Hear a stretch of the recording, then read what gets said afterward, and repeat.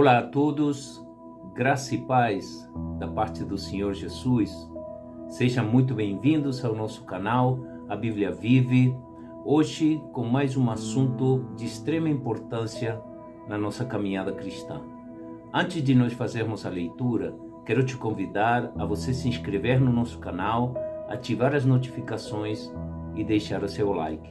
E para você que já está conosco, quero te agradecer. Continua aqui nos ajudando a divulgar o verdadeiro Evangelho de Cristo. A nossa leitura de hoje, a nossa leitura principal, está no livro de Romanos, na carta de Paulo aos Romanos, no capítulo 12, versículos 1 e 2. E Paulo escreve assim: Rogo-vos, pois, irmãos, pela compaixão de Deus, que apresenteis o vosso corpo em sacrifício vivo, santo e agradável a Deus, que é o vosso culto racional.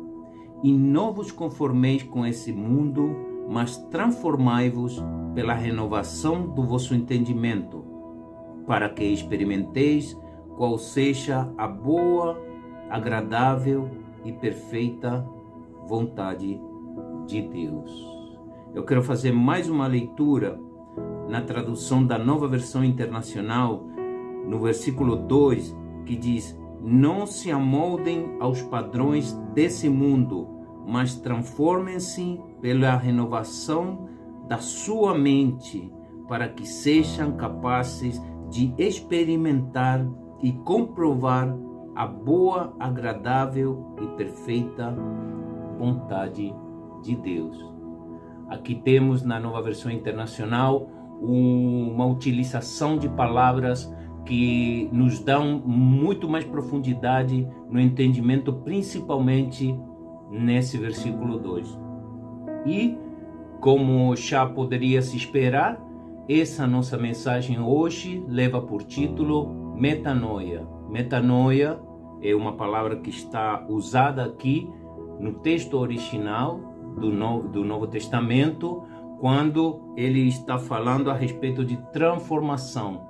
Quando ele fala a respeito de transformação, de renovação da vossa mente, no texto original está escrito metanoia. E o que é metanoia? A palavra metanoia tem por significado uma mudança essencial de pensamento e de caráter. Significa a ação de mudar de ideia ou pensamento, ou seja, deixar de seguir ou acreditar em determinada coisa para vivenciar um novo modo de enxergar a vida.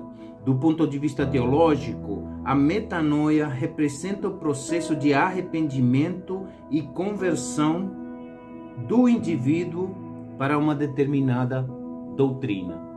Vamos analisar agora, ponto por ponto, de tudo aquilo que foi lido aqui. A partir do versículo 1, Paulo está dizendo: Rogo-vos, pois, pela compaixão de Deus, que apresenteis os vossos corpos em sacrifício vivo. Ou seja, Paulo já está nos direcionando a respeito dos nossos corpos, e nós podemos entender que apresentar os nossos corpos como sacrifício vivo é apresentar a nossa vida para que ela seja mudada, para que ela seja moldada conforme os padrões de Deus, para que nós não vivamos mais nas indicações e nos direcionamentos da carne, e sim a respeito dos direcionamentos de Deus. E aí ele diz: santo e agradável a Deus, que é o vosso culto racional. Ou seja, a nossa adoração, o nosso culto a Deus tem que ser racional. Nós temos que saber exatamente a que Deus estamos cultuando,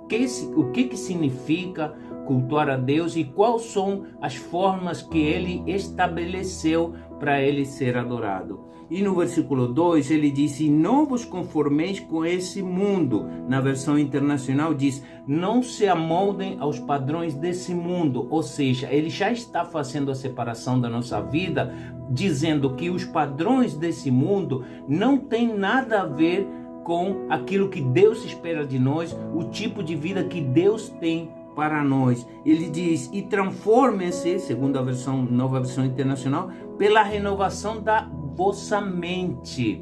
Ou seja, a conversão do cristão, a conversão da pessoa que é arrancada do mundo e é levada para a maravilhosa luz de Cristo, ela passa por uma transformação principalmente na sua mente. E como nós limos na definição de metanoia, é uma mudança essencial de pensamento, ou seja, para eu experimentar, como Paulo fala aqui, para que experimenteis qual seja a boa, perfeita e agradável vontade de Deus, eu tenho que mudar minha forma de pensar. E também estamos falando a respeito de metanoia como significado, diz para vivenciar um novo modo de enxergar a vida.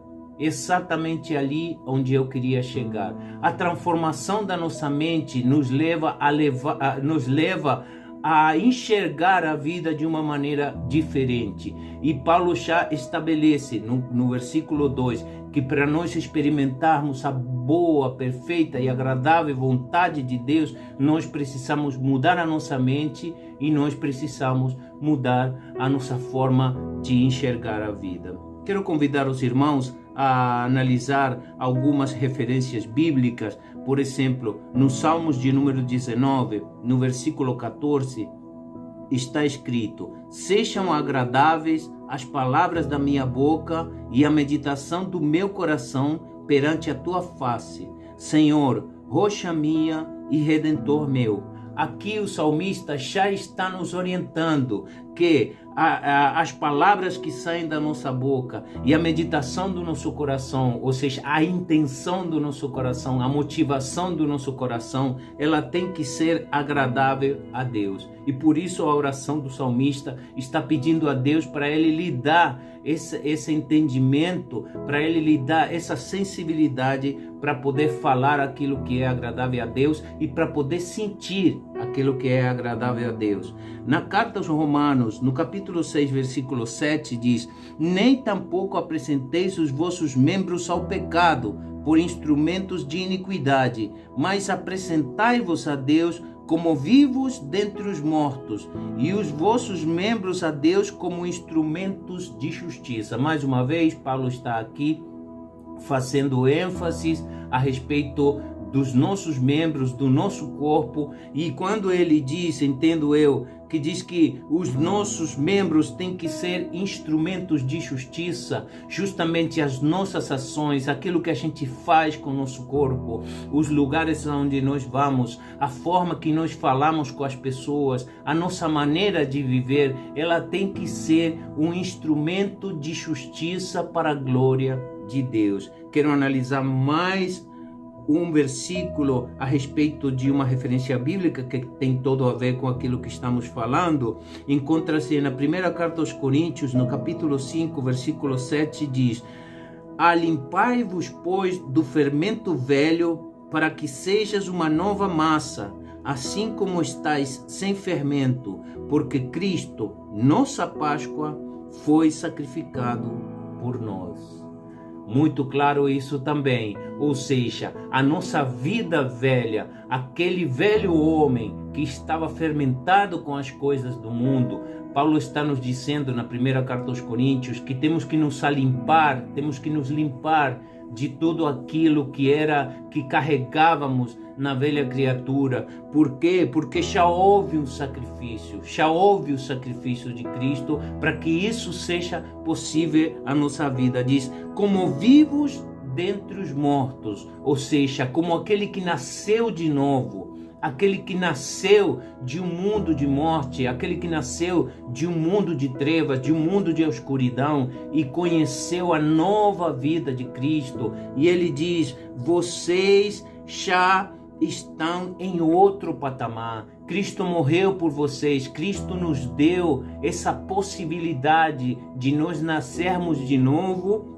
E como está escrito aqui, para que sejamos levantados como vivos dentre os mortos. E em relação a Romanos, no capítulo 12, versículo 2, que é nosso segundo versículo que nós lemos, nós temos no livro do profeta Ezequiel, no capítulo 36, no versículo 24 a 26, ele disse assim, uma promessa de Deus para todo o seu povo, diz: e vos tomarei dentre as nações, e vos congregarei de todos os países, e vos trarei para a vossa terra.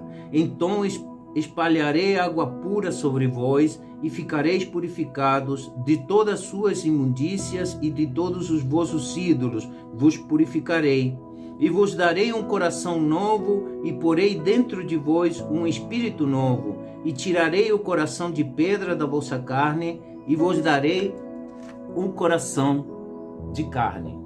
Essa é a promessa de Deus para a nossa vida, essa é a promessa original de Deus para o povo que é de Deus, de que Ele faria uma transformação na nossa vida, Ele mudaria com a sua soberania, com o seu poder, Ele mudaria, Ele nos limparia, aspergiria água pura sobre nós, colocaria um espírito novo em nós, tiraria essa dureza do coração e colocaria um coração que seja de acordo com a vontade dele. Nesses versículos, nessa passagem do profeta Ezequiel, nós vemos o total poder e a total soberania de Deus na transformação da nossa vida. Então, para encerrar, nessa série aqui de concordâncias bíblicas, eu quero lembrar de um assunto que é extremamente importante, que está no livro de Mateus, no capítulo 7, no versículo 14, que diz: